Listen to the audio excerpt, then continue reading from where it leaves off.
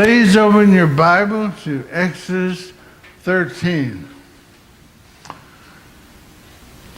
Today, we will continue our study of Yahuah's rescue of the Israelites from their slavery in Egypt, and we'll begin looking at their journey toward the Promised Land.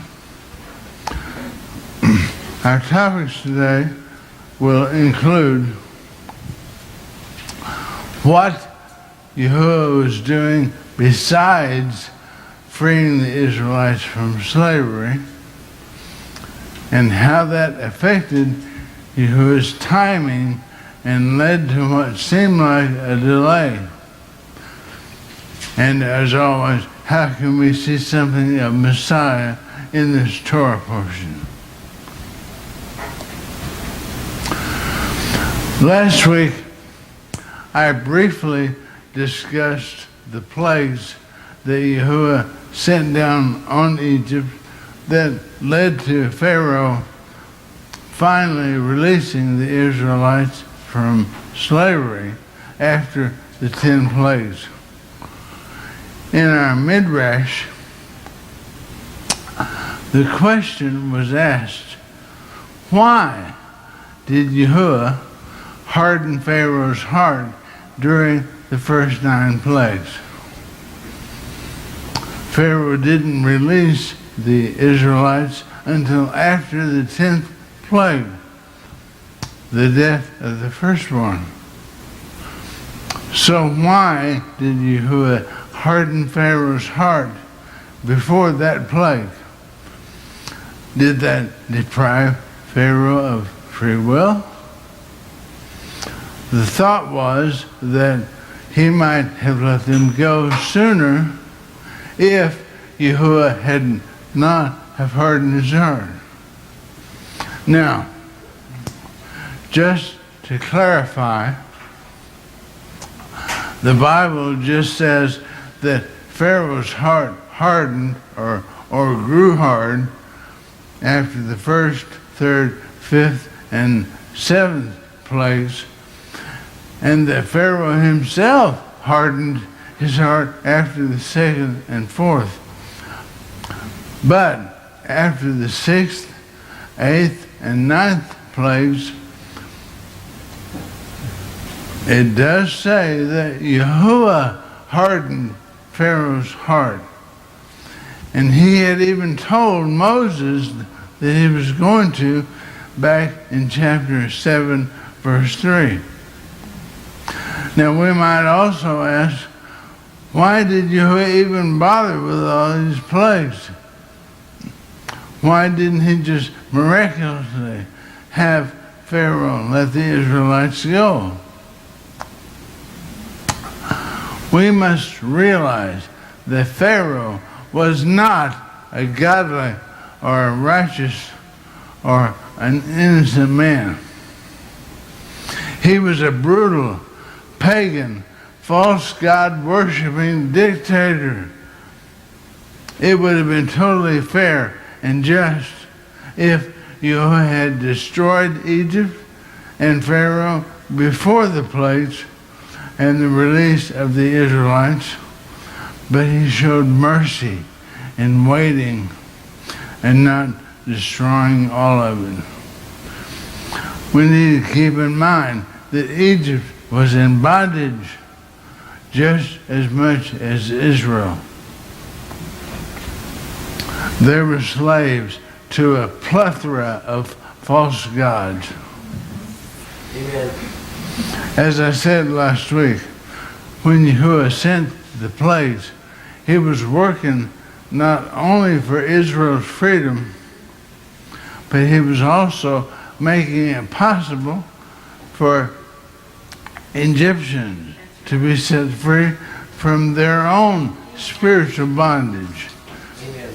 Each one of the 10 plagues had a connection with Egyptian superstition and religion. Each plague was actually Yahuah's judgment on one of their false gods that they had worshipped for centuries. Amen. The Egyptians needed to be set free from these demonic false gods. For example, the Nile River was a major god to them. The contamination by changing its water to blood in the first plague made the river detestable to its worshippers and challenged its supposed authority in a big way. The second plague involved frogs. One of their gods was a female deity with a frog's head. It was almost like Yahuah was saying to them, "You want frogs? You want to worship frogs? Okay, I'll give you frogs."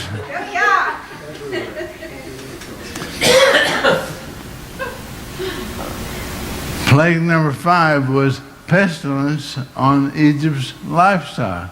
Their cattle, their horses, donkeys, camels, oxen, sheep. Egyptians worshipped some animals as gods. So this plague of disease on only their animals was a direct attack on the demons connected with these gods. Plague number 6 was boils, that's deep in skin infections that are deep. The Egyptians could not heal themselves, so their god of medicine was shown to be a fraud. When Yahuah inflicted these plagues on Egypt, he was delivering judgment on their false gods and weakening their grip on Egypt, which led to Israel's freedom and also the freedom of some of the Egyptians too. And if all of the first 9 plagues were planned by Yahuah as judgments on false gods, then perhaps he didn't want the Israelites to be released before he showed his superiority over each and every one of these false gods with a plague. So he could have hardened Pharaoh's heart like he did those 3 times whenever it was necessary to prevent a premature release of the Israelites.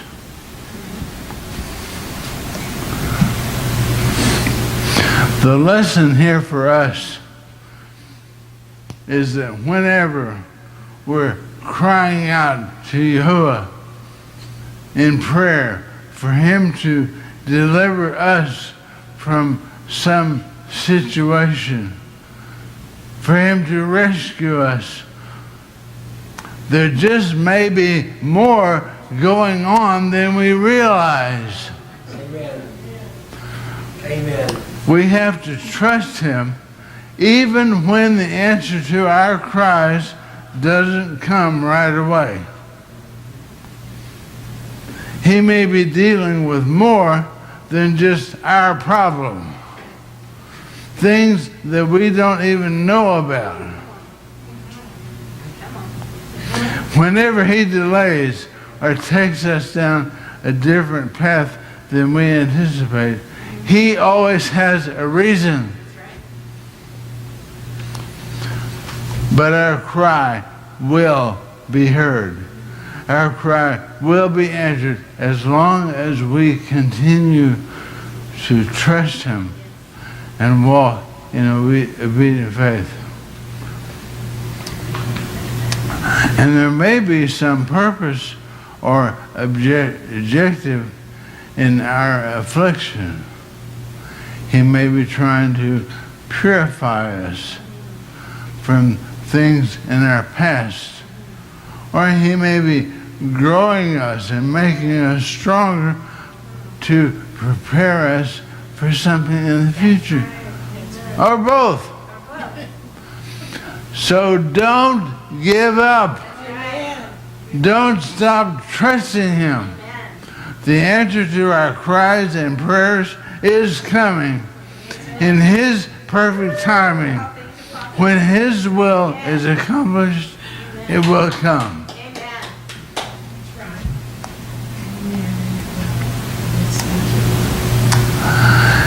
After these false gods were judged, plague number 10 took the life of every firstborn son who wasn't protected by the blood of the Passover lamb on the sides and top of the doorway.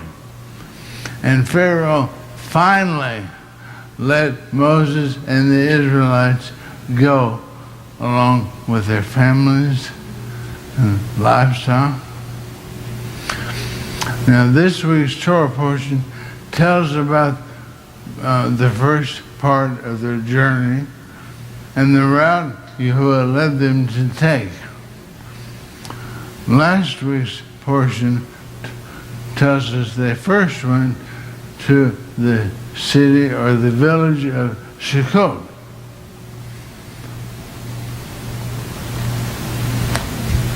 They started out here in the land of Goshen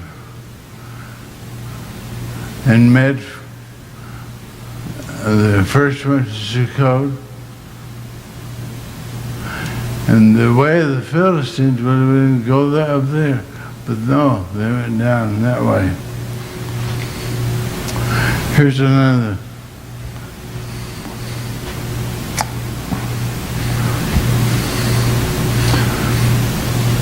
Now in chapter 13, verse 17, we're told that God did not lead them through the land of the Philistines. It would have been the shortest, most direct route, going along the coast of the Mediterranean Sea. But to avoid war and the chance of the Israelites getting cold feet and going back to Egypt, He led them toward the Gulf of Aqaba in the Red Sea. And by the way, in this area, in the water, they have found parts of cherries. Now verse 21 says that He went before them in a pillar of cloud by day and a pillar of fire by night. Try to put yourself among that group of people and imagine how they felt seeing those awesome demonstrations of Yahuah's power whenever they were on the move. It'd be awesome. Now in chapter 14, verse 4, Yahuah told Moses again that he would harden Pharaoh's heart. This time, so that Pharaoh would pursue them. He wanted that to happen. You may ask, why in the world would he want that?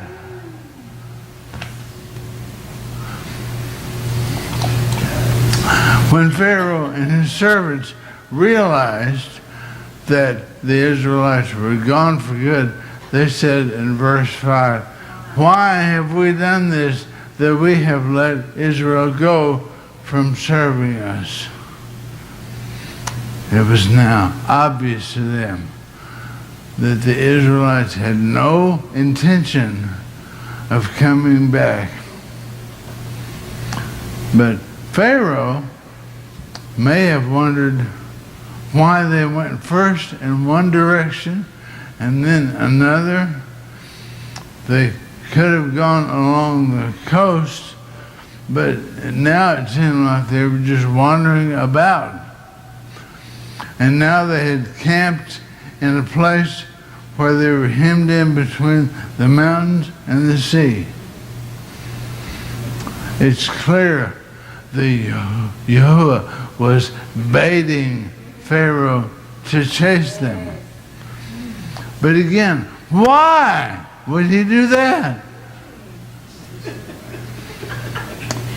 Now that his people were free, why would he want that? Keep in mind that the story of the Exodus was like a contest of gods between Yahuah, the God of the Hebrews, and all the false gods of Egypt. The God of Israel was demonstrating his superiority over all the other so-called gods, showing his ultimate authority and establishing his name, the name of Yahuah. It's like he was sending a message to the whole world saying, I, Yahuah, am the only real God. There is none like me. Now remember, at this point in the story, Yahuah had already shown his superiority over false Egyptian gods with the first 9 plagues. Each plague was judgment and defeat of a different Egyptian god. Now, Yahuah wanted to demonstrate his supremacy over one more false god, maybe the most important one, Pharaoh himself. You see, the Egyptians considered Pharaoh to be a god. And the one true God of the Bible, Yahuah, was going to show his authority and superiority even over Pharaoh himself, including his armies and his chariots and horses. And as a result, Yahuah would receive glory and honor. Look at the second part of verse 4. He said, I will gain honor over Pharaoh and over all his army, that the Egyptians may know that I am Yahuah. So the end of the contest would have to have a final decisive round. It wasn't enough that the Pharaoh let the people go.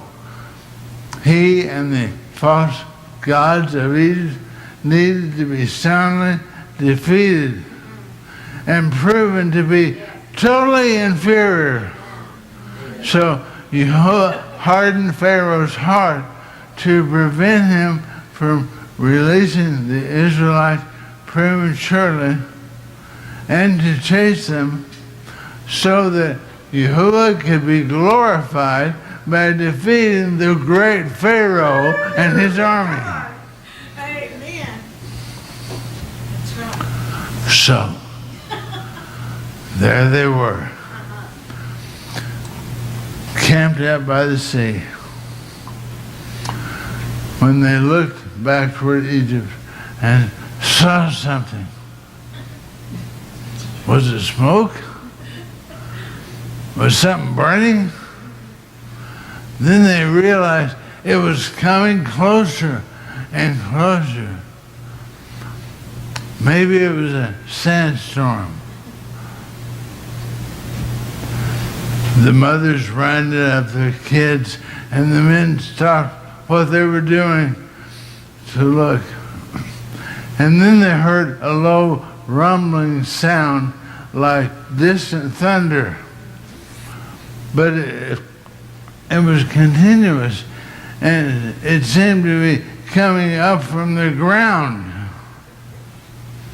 Then they realized it wasn't smoke, it wasn't a sandstorm, but dust being kicked up by the horses and chariots of Pharaoh.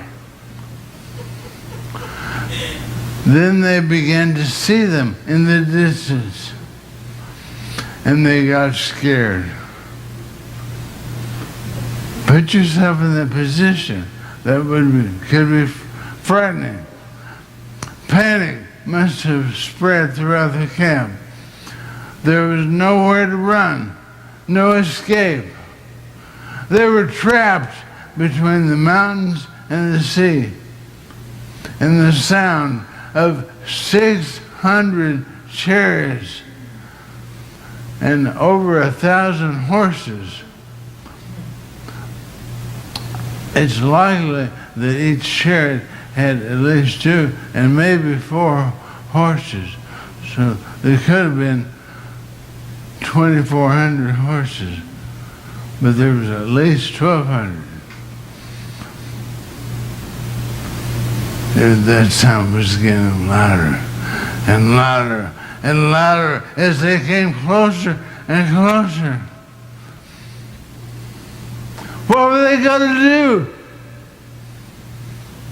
If they tried to escape through the sea, they would drown. If they tried to fight the Egyptians, they would surely die. Now, they had seen Yahuah's miracles and the plagues that led to their freedom,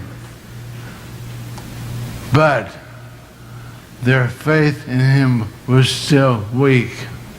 Yep. They must have thought they were doomed, and they became angry at Moses for putting them in this predicament. They grumbled and complained, all because of their lack of faith in Yahuah. How often do we do that? Do we complain about our stress and our problems and our uncomfortable situations? Do we? Most of us do. We need to learn to trust Yahuah more and spare ourselves some grief. The Israelites saw no way of escape, but Yahuah made one for them. Whenever we struggle with a problem and can't see a solution, we need to remember that Yahuah knows the answer, and he can open up a way and a solution to any dilemma we might face. Well, how did Moses respond to their complaining? He told them to watch and see what Yahuah would do.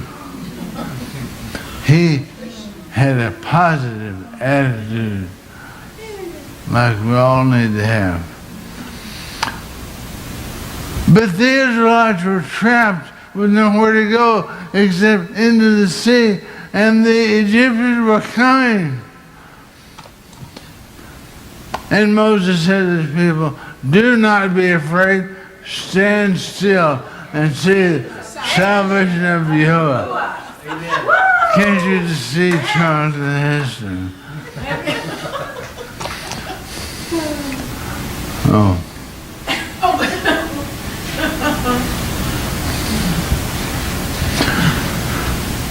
The sea parted and the Israelites crossed.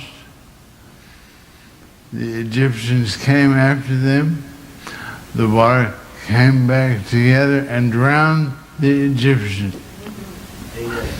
Pharaoh chased after Israel, but he was defeated by Yahuah, and his defeat glorified Yahuah and revealed him and his power and his authority and his superiority to everyone, as Pharaoh and his armies were defeated, crushed, wiped out. That's right. So the Israelites' redemption was about more than just their liberation from slavery. It was part of a divine plan to reveal the glory and honor and power and authority of Yahuah to the world. Most of chapter 15 is a song that Moses and the Israelites sang to Yahuah, praising him for the great miracle they had just experienced. But it didn't take long for them to begin complaining again. We see in chapter 15, verses 23 and 24, that they grumbled to Moses about the bitter water at Marah.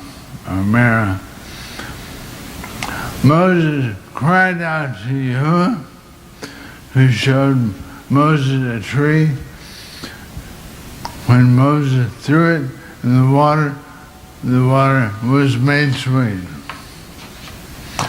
In chapter 16, verse 2, they complained again. This time it was against Moses and Aaron, and they complained about being hungry. So Yahuah provided manna in the morning and quail in the evening.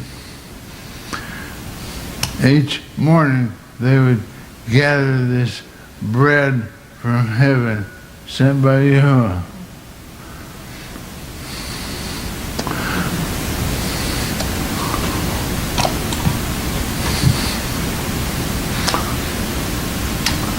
As we saw last week, they were told to gather 1 day's worth each day and no more. And they were told to not even try and keep any of it until morning.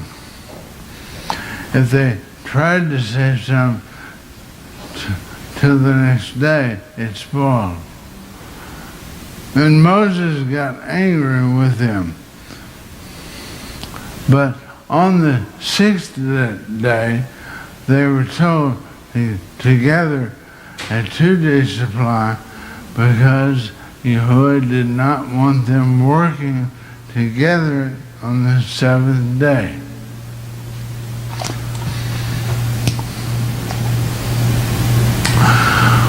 We see in chapter 16, verses 22 and 23, that he gave them a double portion on the day before the Sabbath and told them to bake and boil their manna that day and to keep all that remained until morning.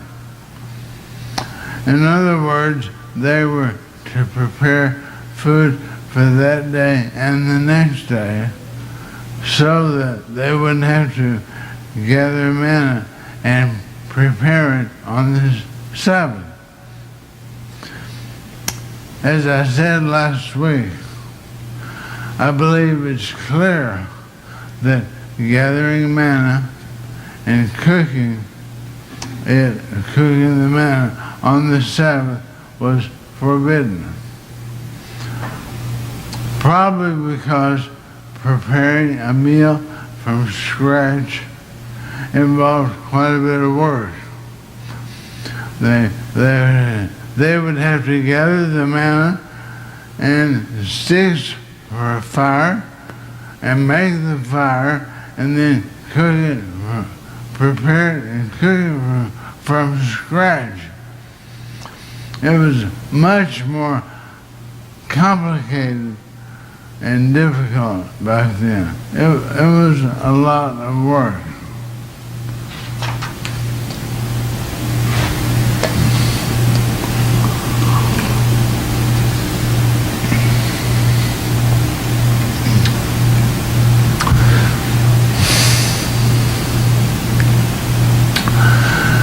Nowadays, with our crock pots and microwaves,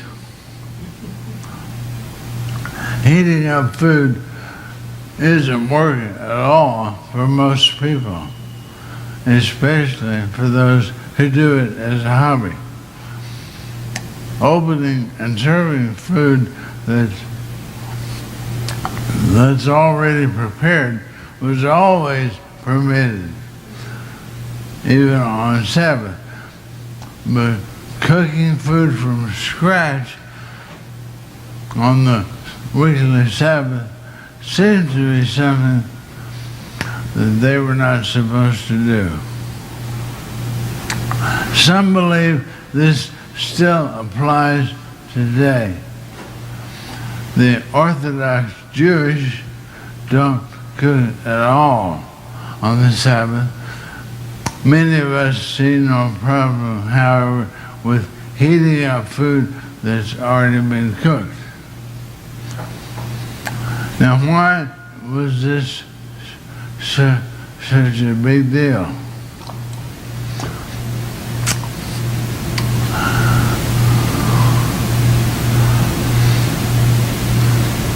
In Genesis 2, in the creation story, the Bible says that God blessed the seventh day and sanctified it, declaring it holy.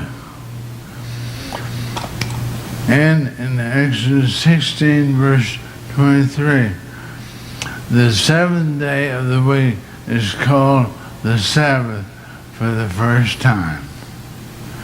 It's here that Moses told the Israelites for the first time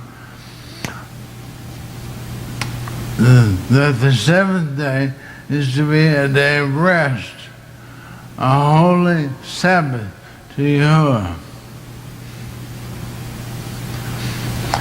If you have ever tried to explain to people that the biblical Sabbath is the seventh day of the week and not the first day, as most people think, they may have asked you, well, how do we know for sure what day is the seventh day or the first day? We can show them almost any calendar and see that the first day of the week is what we call Sunday. But then some of them will say, well, how do we know that Sunday was always the first day?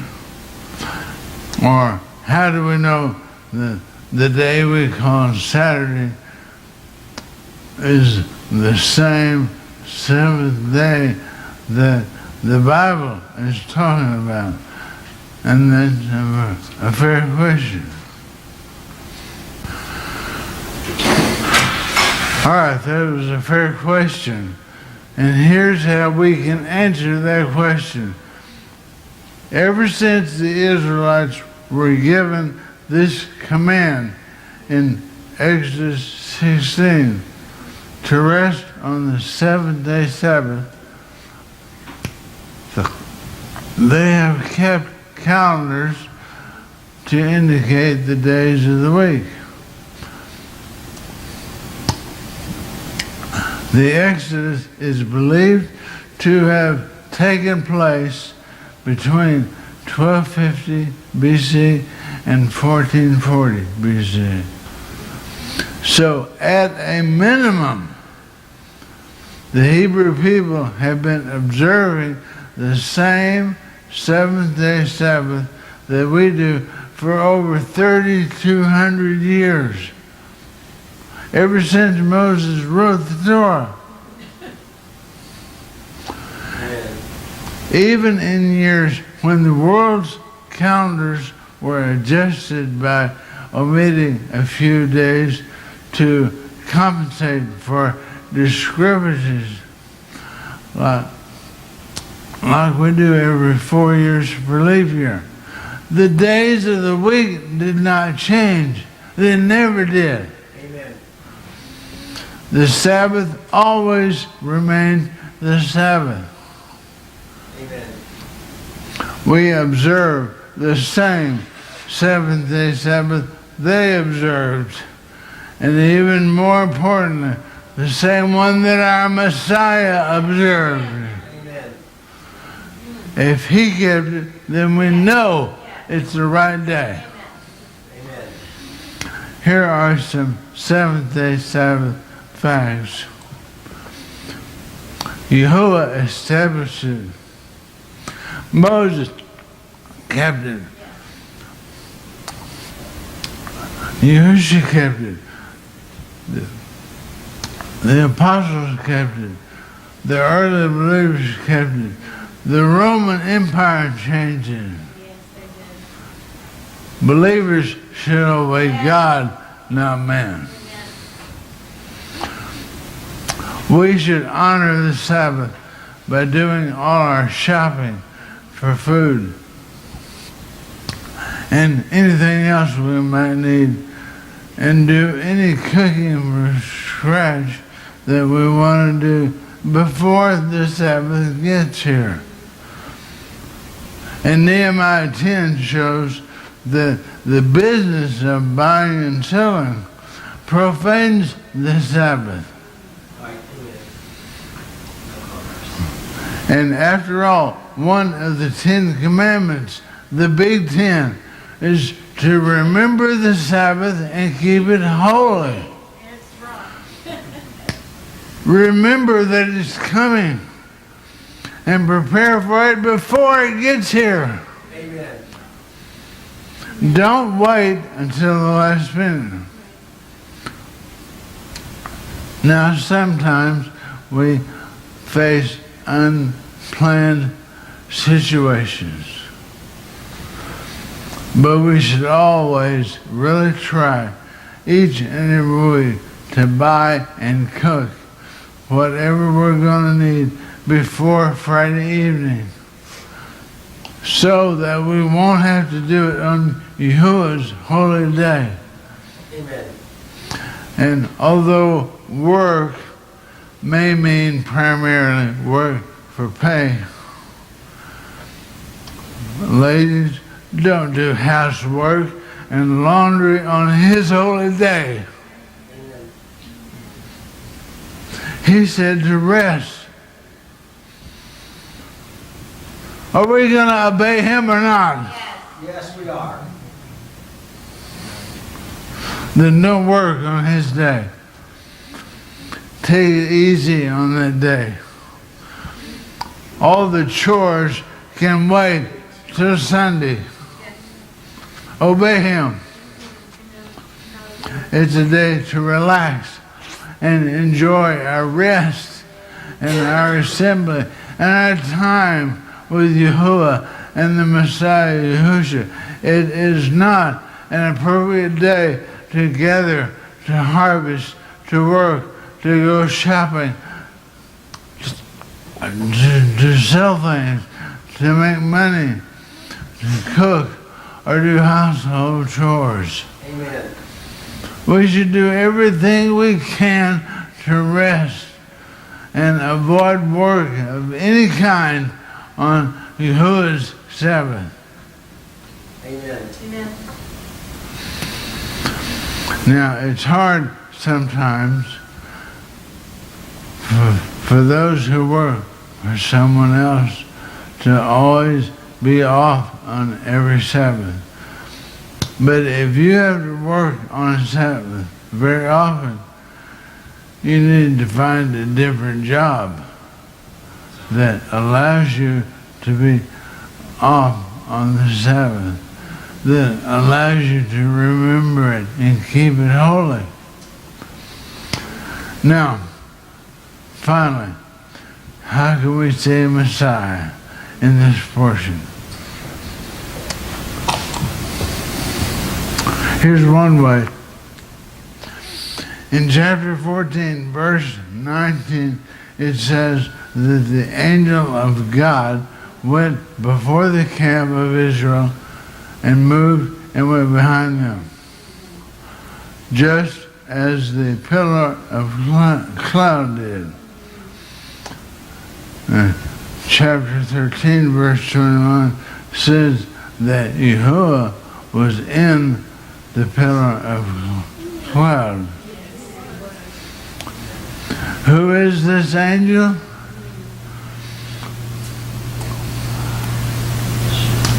The Hebrew word for angel is malach, and it actually means messenger. And we have learned in previous lessons that usually, if not always, when the Tanakh, the so-called Old Testament, when it speaks of the angel of Yahuah or the angel of God that is physically present here on the earth, it's actually the Messiah.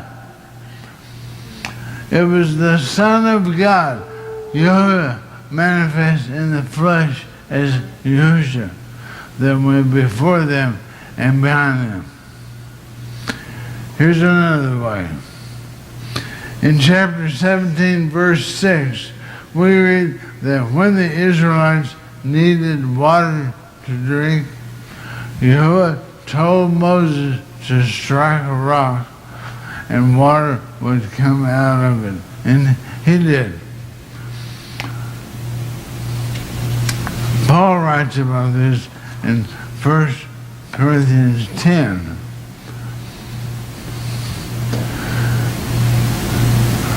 And he talks about it for 3.5 verses, and he finally says, for they drank of that spiritual rock that followed them, and that rock was Christ.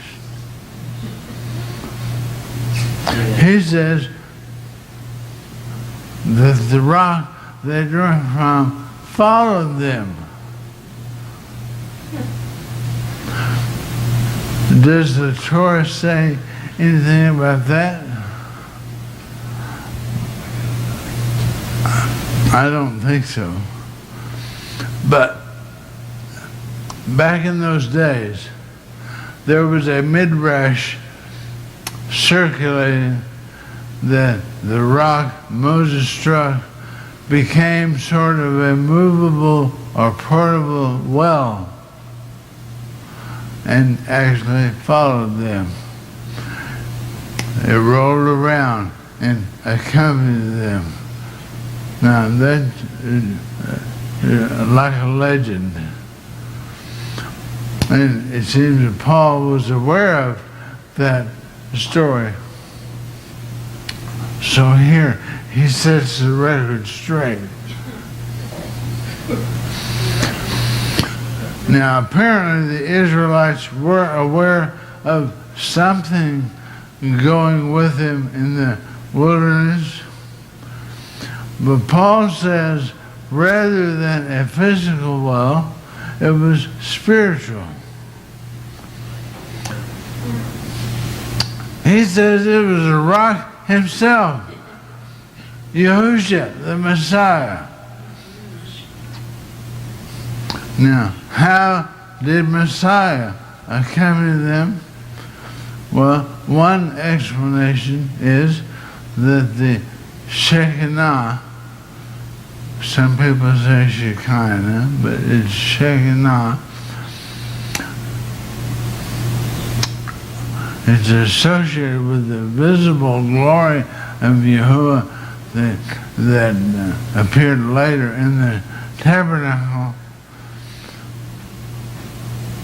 Well, the idea is that the Shekinah was actually a pre-incarnate appearance of Messiah from whom living water flows. And there is at least one more way to see something of Messiah here.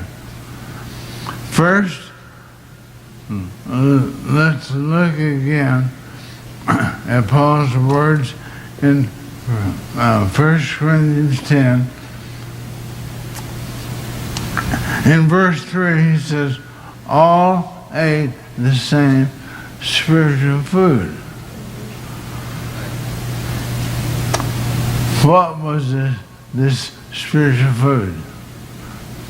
Was it the manna or something that it symbolized? Amen. Yahushua said something to the multitudes who were asking for a sign in John 6. He said,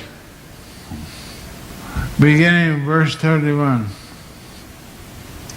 our fathers ate the manna in the desert, as it is written, he gave them bread from heaven to eat.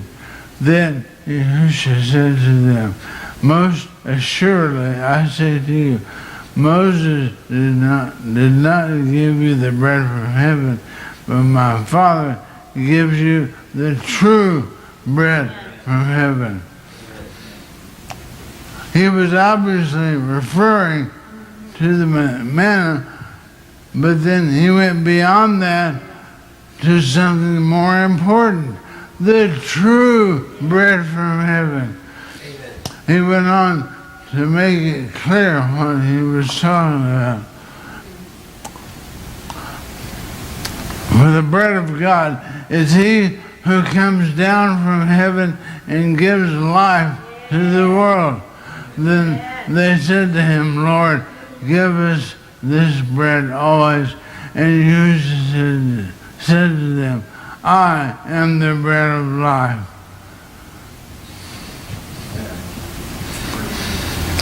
And bread is necessary for life. Wheat is called the staff of life. For most of us, it's one of the essential foods, although it won't keep people from dying. Not so with Yahushua. That's right. Even those who experience physical death can have everlasting life if they have repented of sin and come to faith in him. He said in verse 50, this is the bread which comes down from heaven, that one may eat of it and not die. I am the living bread which came down from heaven. If anyone eats of this bread, he will live forever. How long? Forever. How long? Forever.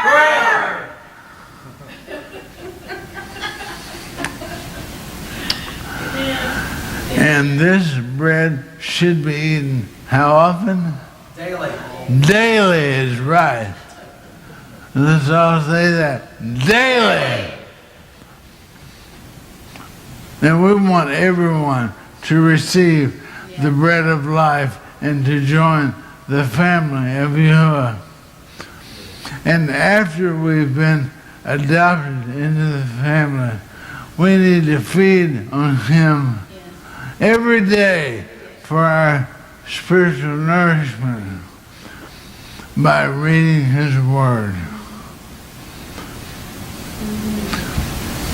If you go without reading his word, you are fasting spiritually. But not in a good way. Amen. It will help us grow. Because the food that he gives us is the true spiritual food that has the word of Yahuah as the main ingredient. Yahushua, our Messiah, is the true manna from heaven. Amen. He alone is the source of lasting nourishment that truly satisfies a hungry soul. One last thing, and then I'm going to quit for today. As the Israelites began the Exodus, They were led by the pillar of cloud by day and pillar of fire by night.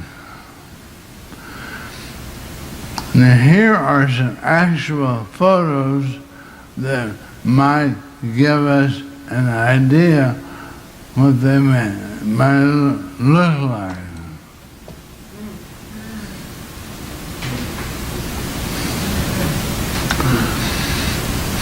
When Messiah returns, he will gather up his people from the four corners of the earth, all true Israelites who repent and believe in him, including those who are grafted in. All who are now in exile. Yeah. In the nations of the world will eventually be taken from wherever we are to be with Messiah in the land of Israel. Jeremiah says that when he comes, the first Exodus will seem dim by comparison to what is sometimes called the second Exodus.